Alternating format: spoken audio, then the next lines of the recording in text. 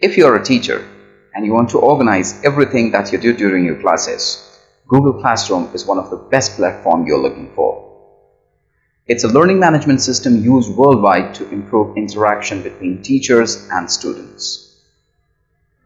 You might be thinking, why should I adopt Google Classroom? There are so many reasons for using it. It's a free platform for students as well as for teachers.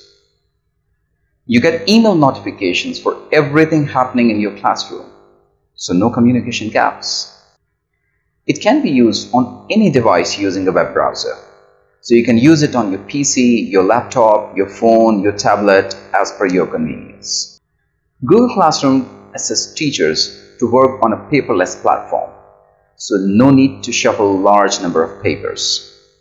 Google Classroom creates an automatic timeline of the course, so it's really easy to figure out the pace of the course, and absent students can track classwork as well as assignment. It provides a great customization of classwork content, so it becomes more logical and more organized. It saves a great amount of teachers' time by automatically creating a summary of all assignments and respective marks obtained by the students. So what are you waiting for? Let's set up your class.